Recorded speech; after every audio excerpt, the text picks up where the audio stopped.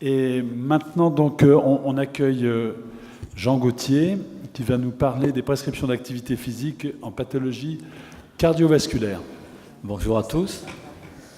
Je vais vous faire travailler en commençant, comme ça on aura un peu plus de... Donc après l'ostéo-articulaire, c'est le cœur. Et nous devons dire les conseils les plus adaptés chez le cardiopathe. Donc pour situer le débat, je vous ai fait un petit quiz. Vous allez répondre, d'après vous. Au repos, combien de litres de sang par minute? Lancez-vous. Allez, 5 litres. Effort modéré, 15 litres. Effort important, 40 litres. Donc 8 fois le débit de repos. Vous avez déjà compris le problème qui sera posé à un cœur pathologique. Il faudra, lorsqu'on lui proposera des efforts importants, lorsqu'il souhaitera faire des efforts importants, multiplier par 8 son débit de repos. Il faut que sa cardiopathie le permette. Donc l'évolution de... La diapo est incomplète, je ne sais pas pourquoi. L'évolution de la mentalité cardiologique au cours des dernières années a montré que dans les années 80, après un incident cardiaque, on demandait aux gens de rester allongés. Dans les années 90, on a commencé à comprendre que l'activité physique n'était pas délétère et pouvait améliorer un peu le pronostic. Et puis maintenant, donc, dans les années 2000, eh bien, on a compris tout le bienfait de l'activité sportive, de l'activité physique et de l'activité sportive. Et pourtant, si on regarde cet aspect sociologique de l'activité physique depuis les 200 dernières années, nos ancêtres sans voiture, sans tracteur, passaient à peu près 8 heures de leur temps en activité physique. Et dans les années 2000, ce temps d'activité est tombé à 1 heure.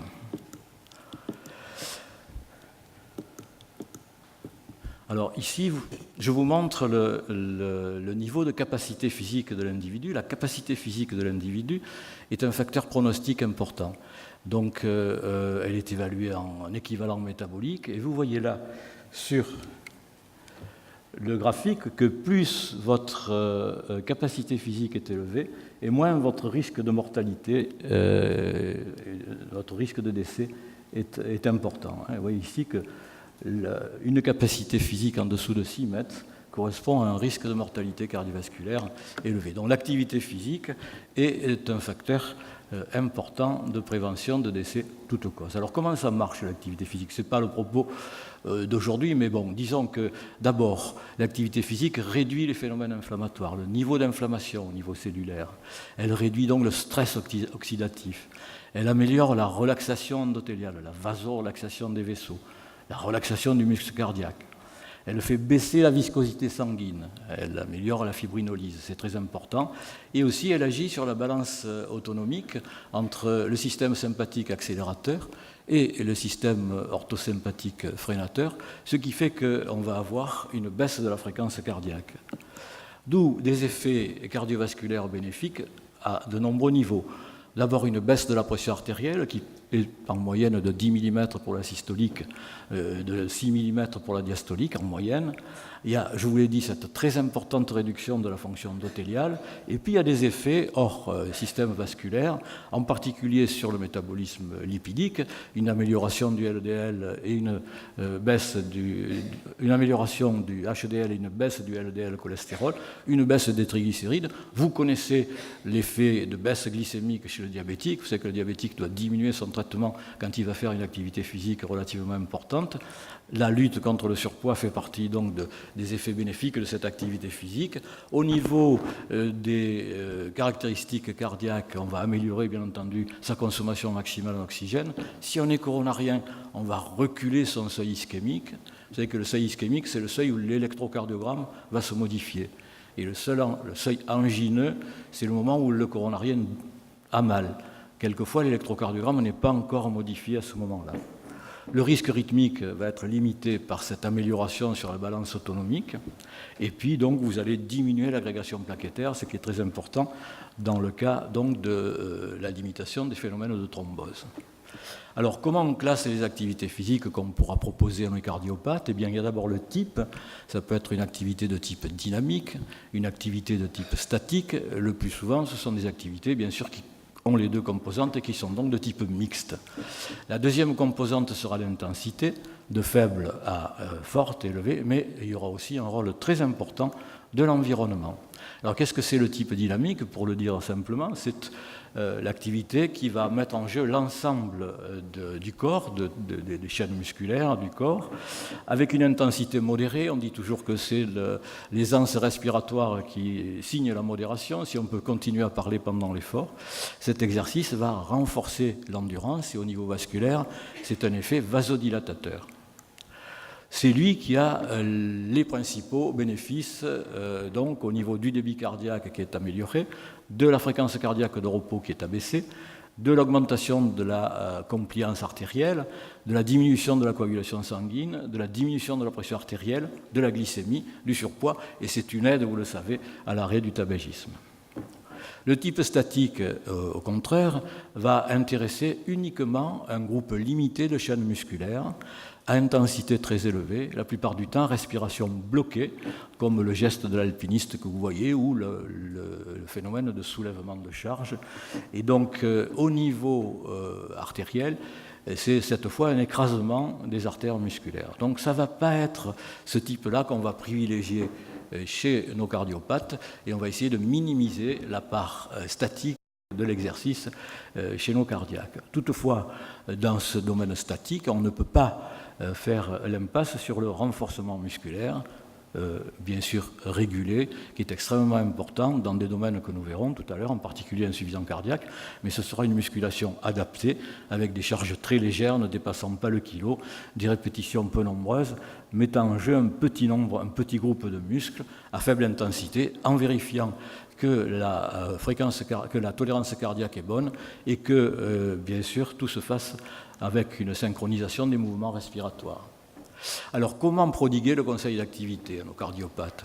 Toutes les sociétés savantes se sont précipitées dans le créneau et vous avez un nombre incalculable de recommandations sur soit l'activité physique, en quelque sorte plutôt tournée loisir, soit l'activité sportive.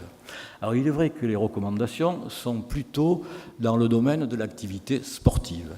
Deux entités s'affrontent, les recommandations européennes de la Société européenne de cardiologie et les recommandations américaines qui sont renouvelées tous les 5 ans, chacun essayant de communiquer après l'autre simplement pour vous dire que les recommandations américaines sont plus permissives que les recommandations européennes. Vous avez vu hier déjà le laxisme américain en ce qui concerne l'électrocardiogramme. Ces recommandations sont remises à jour en principe tous les 5 ans, quelquefois beaucoup plus... voilà, même l'Organisation mondiale de la santé s'en est mêlée, la Société française de cardiologie. Sachez que ce sont uniquement des opinions d'experts. Donc c'est du niveau 3 au niveau de preuve, du niveau C au niveau de preuve, c'est-à-dire donc recommandations d'experts sans preuve expérimentale. Alors, pas de preuve expérimentale, effectivement, c'est difficile dans ce domaine, mais une solution pourrait exister et qui demande la collaboration de tous. Et cette solution, ce sont des registres. Il faut tenir les registres évolutifs de ce que deviennent vos cardiopathes compte tenu de leur activité physique. Par exemple, au groupe de cardiologie du sport, de notre club des cardiologues du sport, on a créé un registre pour surveiller tous nos patients stentés. Patients stentés et savoir d'abord ce qu'ils font comme sport hors recommandation ou dans le cadre des recommandations, et on les a surveillés au fil des années pour voir ce qu'ils devenaient.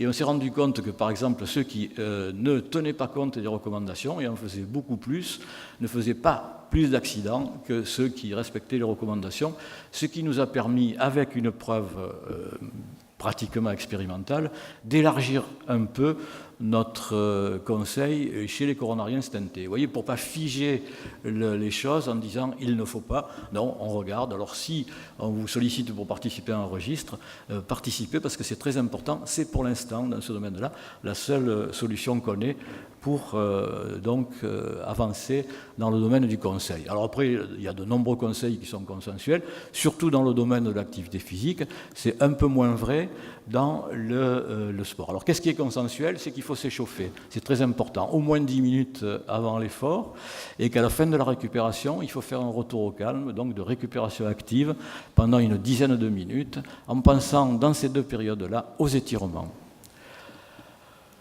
Ensuite, quelle est la durée recommandée pour l'activité physique du cardiopathe? On est là, toute cardiopathie confondue, on verra après une ou deux spécificités, puisque le temps nous est quand même compté. Donc, tous les jours, si possible, ou au minimum 4 fois par semaine, 30 minutes au moins, mais on peut faire plus. L'idéal étant 1 heure, tous les jours, quel que soit le temps, en se méfiant quand même des contraintes de froid et d'autres. La surveillance du pouls est indispensable et on recommande fortement le cardiofréquencemètre. Il faut essayer de connaître sa fréquence cardiaque maximale réelle par des tests de terrain, par le cardiofréquencemètre, par le test d'effort au laboratoire. Sinon, vous avez toujours la vieille formule 220 moins l'âge. Et vous savez que la recommandation au cours de l'activité physique du cardiopathe est de ne pas dépasser 70% de cette fréquence cardiaque maximale. Vous avez là un exemple donc de calcul pour un sujet de 50 ans. L'auto-évaluation respiratoire, je vous en ai déjà parlé, c'est la possibilité de parler ou non pendant l'effort. Intensité modérée lorsqu'on peut parler facilement, intensité moyenne s'il faut modifier sa respiration pour parler, et si on ne peut plus parler, c'est que l'intensité est forte. Vous avez aussi pour le ressenti de l'effort l'échelle de Borg. Donc globalement, sur ces premiers conseils, et si on veut généraliser, l'activité devrait être journalière, elle doit être ludique, intéressante, pour que le sujet la répète.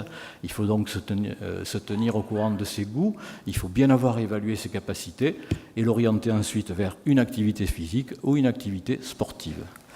Donc on a dit conseils d'effort dynamique, les principaux c'est la marche cadencée, le jogging, le vélo, la natation et le golf. Donc ce sont des activités de type endurance qui vont améliorer les capacités cardiaques avec des efforts modérés et vous allez tenir compte donc d'une progressivité dans le conseil. La marche est idéale, aucun matériel pratiquement, elle nécessite un pas soutenu, il faut pour qu'il y ait un effet cardiaque au moins 4 km à l'heure. En dessous de 4 km à l'heure, je ne dis pas que la marche n'est pas utile, elle est utile, mais elle n'est pas utile, moins utile pour le cœur, elle est utile pour le système musculo-articulaire et pour le moral et pour le mental de l'individu. Si vous voulez avoir un bénéfice au niveau cardiaque, il faut quand même accélérer un peu la fréquence cardiaque. Voilà. Ensuite, le footing, bien entendu, qui est une course lente, d'intensité un peu plus élevée que la marche, toujours respecter l'aisance respiratoire, respecter la fréquence cardiaque maximale conseillée qui a été calculée et faire un contrôle à l'effort préalable à cette activité. Pareil pour le vélo, éviter chez le cardiopathe le VTT si possible parce que les efforts sont plus importants, préférez le vélo de route ou le vélo d'appartement. Là encore, contrôle cardiaque avant l'effort. La natation, si on est bon nageur, attention à l'eau trop froide, mais bon, dans vos contrées, je crois que ça ne se pose pas. Idéal pour le patient en surpoids. Alors, si on veut faire un sport, au-delà de cela, il faudra vraiment un avis médical spécialisé. Donc, complémentairement à ces activités dynamiques, ce qu'on a dit, la gymnastique avec étirement, assouplissement et la musculation douce, voilà, d'intensité modérée. Voici des équivalences d'activités pour donner des conseils à vos patients. 30 minutes de jogging, c'est 1 heure de vélo à 20 km et 2 heures de marche à entre 4 et 5 km.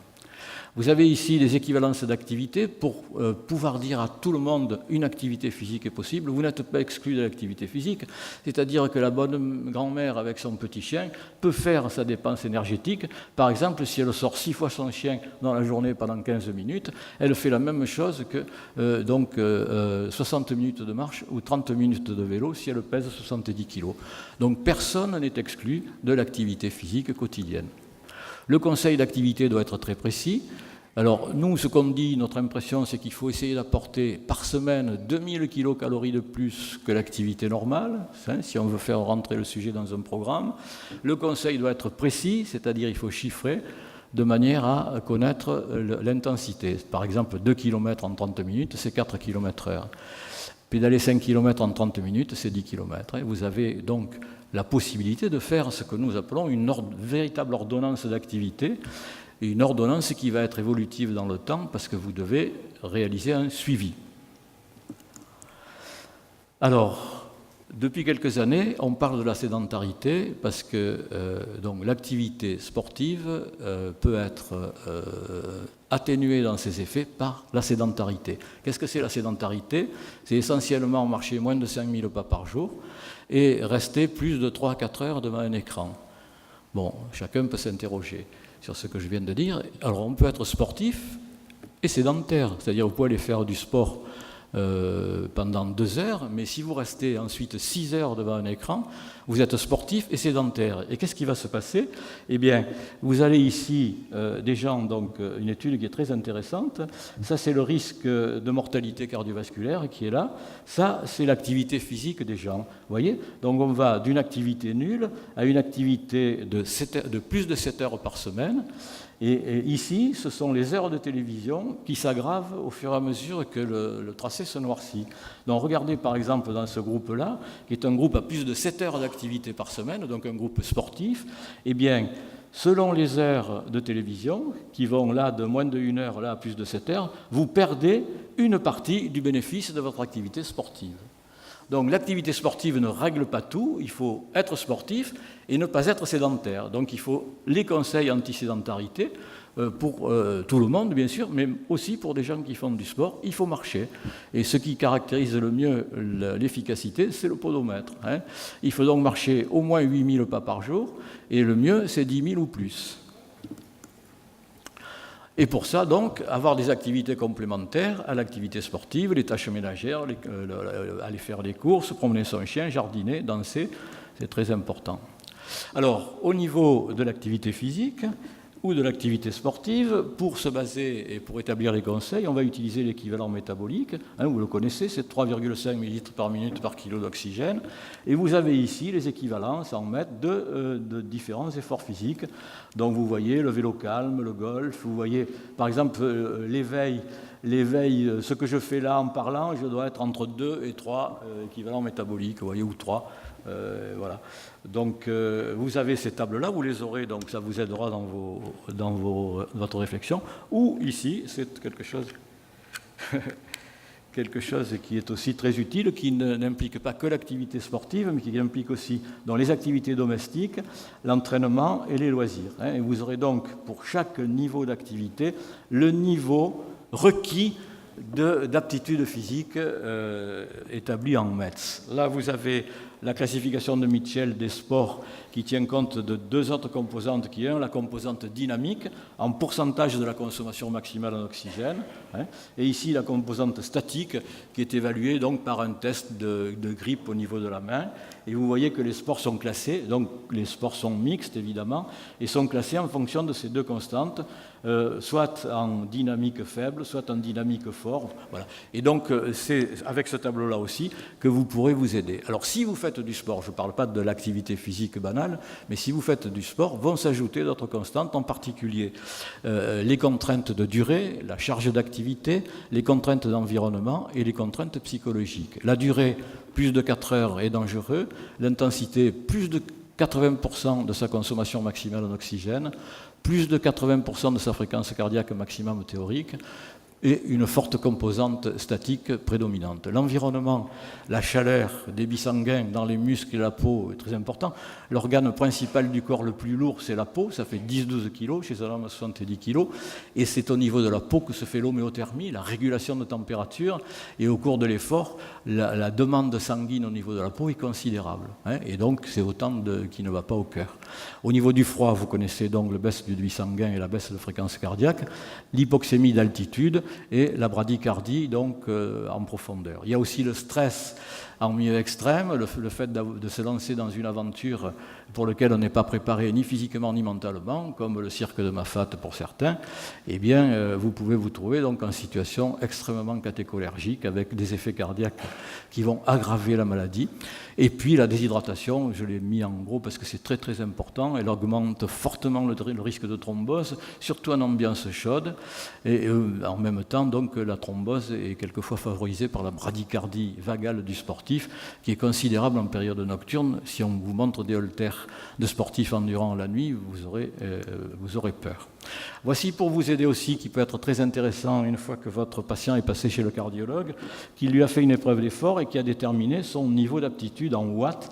Vous avez ici de 50 à 200 watts les sports, le niveau d'aptitude requis pour pouvoir pratiquer tel ou tel sport. Vous voyez que pour le marathon, il faut quand même avoir plus de 200 watts, ce qui correspond à plus de 9 ou 10 mètres. Voilà. Donc cette diapositive sera extrêmement pratique pour vous. Les conseils d'entraînement, vous pouvez donner des conseils d'entraînement en continu au niveau du seuil aérobie qui est là, du fractionné en allant très près du pic de VO2 mais avec une récupération complète, du pic de VO2 avec une récupération incomplète au seuil ventilatoire, et ici un fractionné dur avec une fréquence maximale au pic de consommation en oxygène et une récupération très incomplète au-dessus du seuil aérobie et proche du seuil ventilatoire. Conseil pour la compétition, il faut être très très prudent avec la compétition, parce qu'en compétition, vous pouvez choisir le type d'activité. Donc là, il faut savoir quel est l'antécédent du sportif par rapport à ce passé.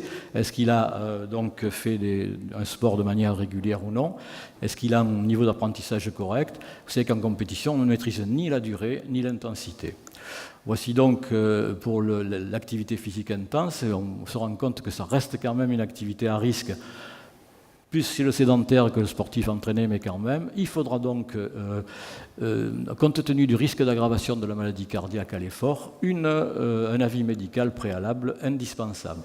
Et là, il faudra savoir sensibiliser le sujet aux troubles fonctionnels, essoufflement, palpitations, douleurs thoraciques et malaise, pendant ou juste après l'effort, qui sont à signaler impérativement au médecin, d'où la notion majeure d'éducation thérapeutique, les signes d'alerte, comprendre les modifications nécessaires de son style de vie et bien connaître ses traitements.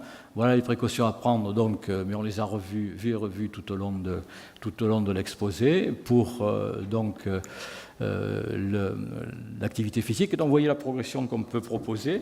Ici, au début, pour quelqu'un qui n'a jamais fait de sport, d'abord lutter contre la sédentarité, ensuite ajouter 30 minutes d'activité physique en 3 fois 10 minutes, par exemple, à l'occasion d'une activité journalière, commencer son programme d'endurance et de musculation dans la semaine, et puis, au bout de 3 ou 4 mois, ajouter, pourquoi pas, une activité sportive.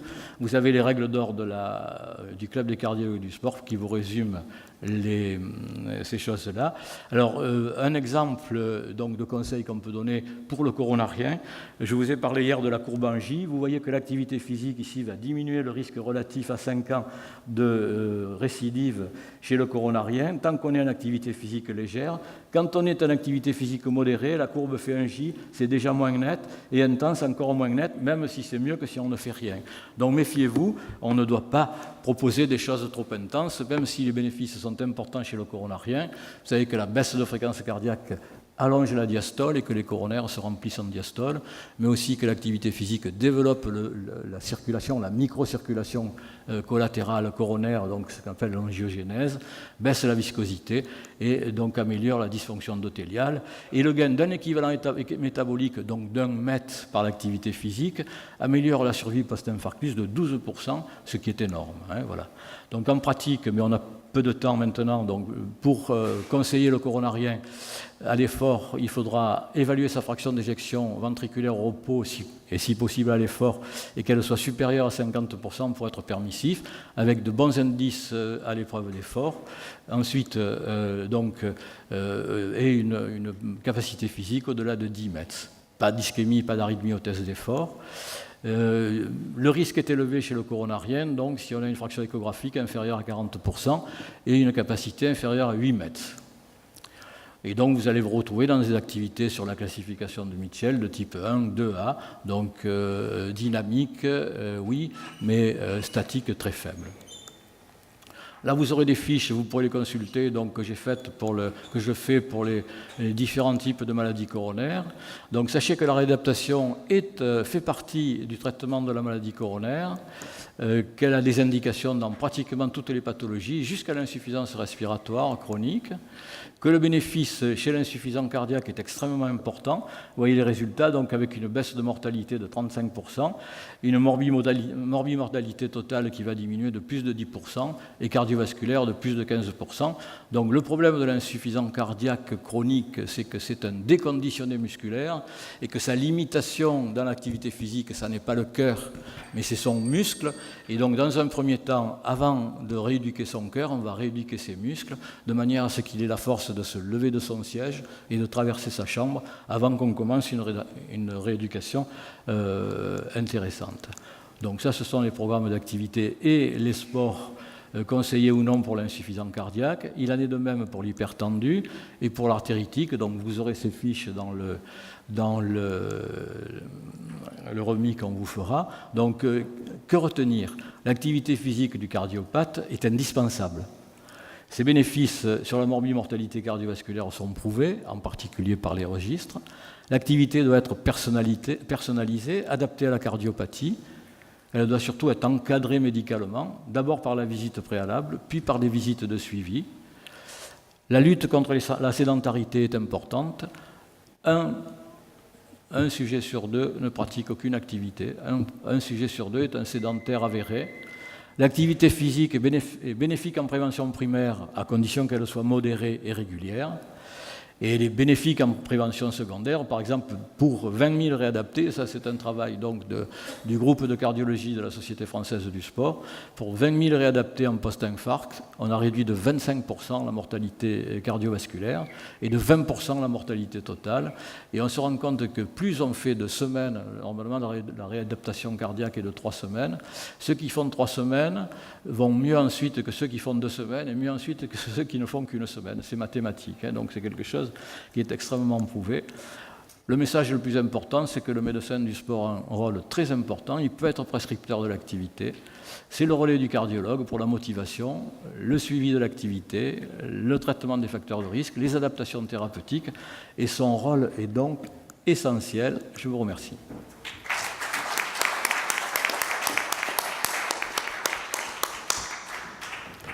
Merci beaucoup, Jean. Est-ce qu'il y a des questions dans la salle?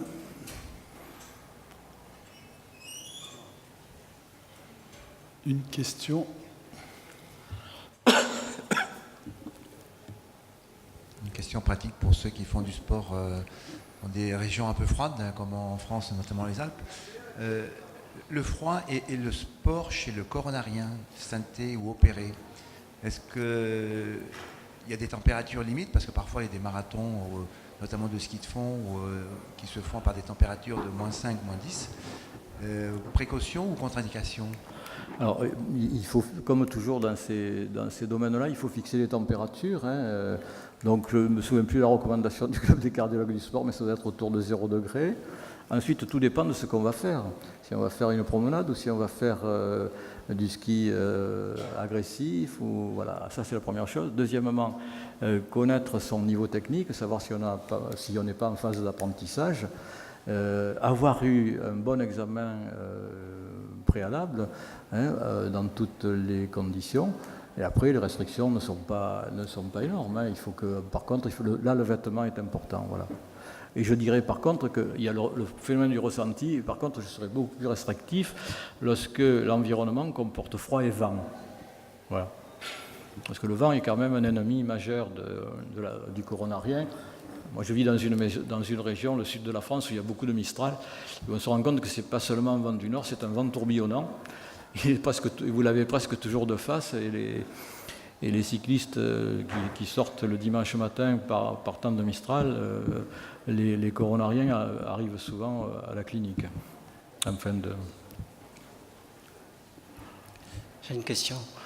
Qu'est-ce que vous pensez des montres connectées? C'est très important. Hein. De toute façon, il faut suivre sa fréquence cardiaque. Voilà. Quel que soit le matériel utilisé, il faut avoir si vous avez la fréquence cardiaque, quel que soit le matériel, eh bien, c'est bien. Après, tout le reste, c'est de la sophistication ou du plaisir personnel. du plaisir personnel, bon, ça va. Et puis après, il y a aussi, donc dans les montres maintenant, votre programme. Ça, c'est pas mal.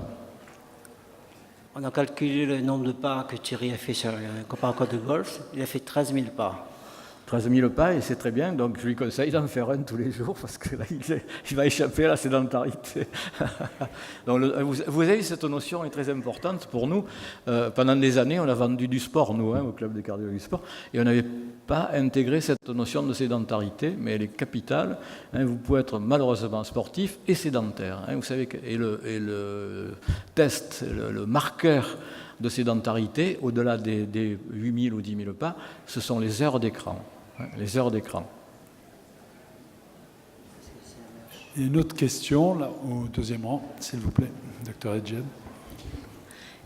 Pour les coronariens qui souhaiteraient faire de la compétition ou un sport dans le cadre d'une fédération, sport fédéral, quand ils ont une bonne épreuve d'effort et tout ça, est-ce que vous recommandez de les revoir à combien de temps quand ils sont coronariens avec des lésions intermédiaires qui persistent en tout cas? D'accord. Alors, j'ai passé vite parce que le temps pressait, mais les diapos le précisent. Donc, d'abord, s'assurer que s'il veut faire de la compétition, c'est un sport qu'il a toujours fait. S'il veut se lancer dans le marathon... N'évacuez pas la salle. S'il veut se lancer dans le marathon alors qu'il ne l'a jamais fait, c'est inutile, c'est pas la peine, là il faut le déconseiller. Donc un sport dans lequel il a déjà exercé. Deuxièmement, je vous l'ai dit, donc fraction d'éjection ventriculaire échographique, c'est très important, et capacité physique. Voilà. Si vous êtes au-dessus de 50% de fraction d'éjection, qui se maintient à l'effort, autorisation et surveillance annuelle. Pardon ?